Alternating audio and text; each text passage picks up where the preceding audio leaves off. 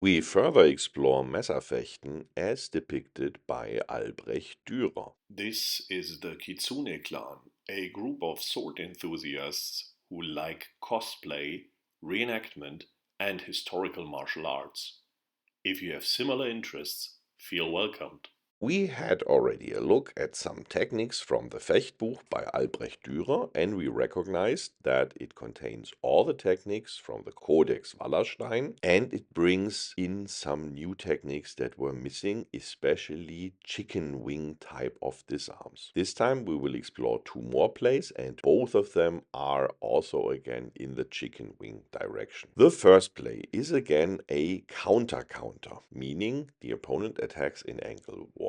We receive the attack with Halbschwert, half sword, in the Wacht position and try to redirect the force. The opponent, so the attacker, counters this motion with one that we have already seen in several plays, which means he or she brings forward the handle of the Messer and assumes a half sword position himself or herself to counter our entrance into a technique. We have seen already several solutions how to continue. Here we have another one. The left hand leaves the half sword and blocks the handle of the Messer of the opponent by dragging it downwards. We had already techniques where we would go against the blade or against the arm in this situation, and this time we use the handle, which means we have now a variety of techniques where we can attack this counter with our counter at different positions. The advantage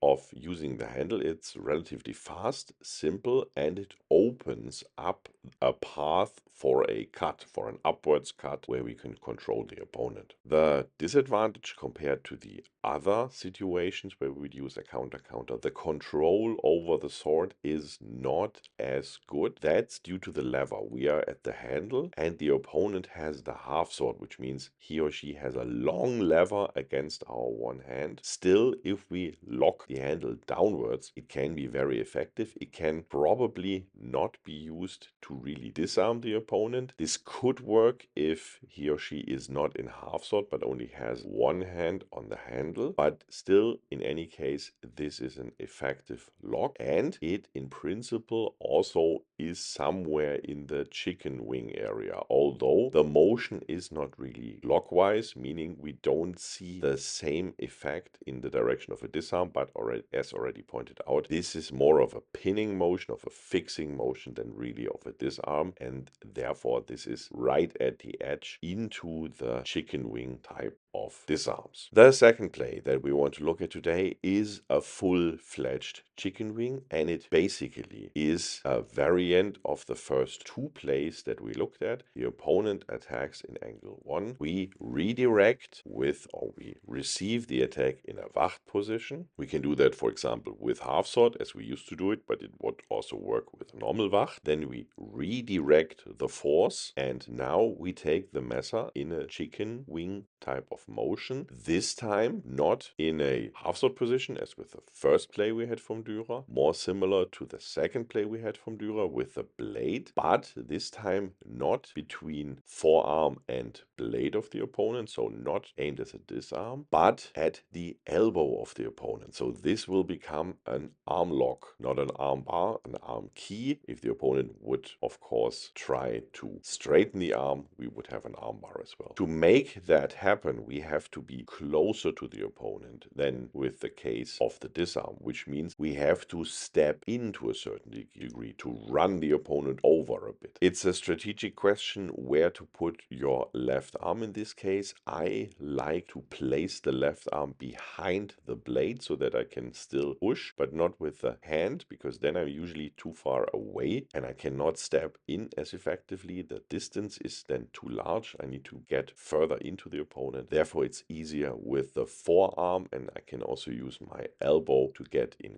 contact with the upper arm of the opponent and feel where the arm is placed. So I have an additional sticky hands effect here. I can sense the position of the opponent without looking at him or her. We can also use other entrances in this technique. We can, for example, receive the attack with an Einhorn and redirect the force and flip the blade over, similar to one of the techniques in Talhoffer's play, then strike with the blade to the head, swing it around into the arm. To enter then with the blade into the arm lock, it's necessary to have a large distance so that there's enough space. Otherwise, the tip will just strike the opponent in the belly, against the leg, in the groin, and probably end the play before you can enter the arm lock, which means this requires a bit more play with the distance to get in a further distance and then move in. But this is exactly the strength of this technique. This can be used to bridge distance, which can be of a tactical interest if I want to move the opponent in a specific spot, in a specific position, for example, because another attacker is coming in and I want to place them properly in space. While this is a new variant, so to say, of what we can do with the chicken wing, this is not a new principle. This is exactly the same basic motion as the first and the second play. I'll link all the videos in the description box. So we have variants here of a lot of chicken wings, but we don't have so far all of the chicken wings. And I can already tell you the other two chicken wings will not be shown in Albrecht Dürer's Fechtbuch. Also, this one here, the one circle type of chicken wing, is well explored. We have 3 techniques that play with this principle, and the one cross left is very briefly only explored. Pointed that out already. This seems to be a common topic that we had already with the other Fechtbücher. We often have a focus